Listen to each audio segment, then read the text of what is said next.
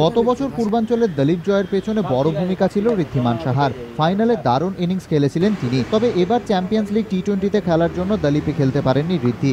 একই কারণে দলীপে খেলেননি মানোজ তিওয়ারিও। তবে পূর্বাঞ্চলের দলীপ জয়ে যেভাবে বাংলার ক্রিকেটাররা অগ্রণী ভূমিকা নিয়েছেন তাতে উচ্ছ্বসিত মানোজ, ঋদ্ধি দুজনেই। এদিকে একটানা খেলে যাচ্ছেন দিন্দা। দলীপের পর ইন্ডিয়া এর হয়ে ইংল্যান্ডের বিরুদ্ধে ম্যাচ খেলবেন তিনি। তারপর খেলতে হবে রঞ্জি। ঋদ্ধি অবশ্য মনে করছেন এতে অসুবিধে হবে না। রঞ্জি খেলাটাই যে বড় মোটিভেশন হবে। আর আমি ফিল করি যে রঞ্জি ট্রফিতে খেলাটা অনেকটা কি বলবো, গর্বের বিষয়। এই জন্য যদি ওখানে ম্যাচ খেলে রাত্রিবেলা এসে পরের দিন রঞ্জি ট্রফি টিমকে ভালো করতে পারি, অবশ্যই এটা ভালো লাগবে। যারা যারা এই জোনে বেঙ্গলের হয়ে খেলেছে তারা পারফর্ম করেছে, ম্যাচ উইনিং পারফরমেন্স দিয়েছে। So it looks a very good side. আর সব মেন কথা হবে এখন ম্যাচ বাই ম্যাচ নিতে হবে, ডে বাই ডে।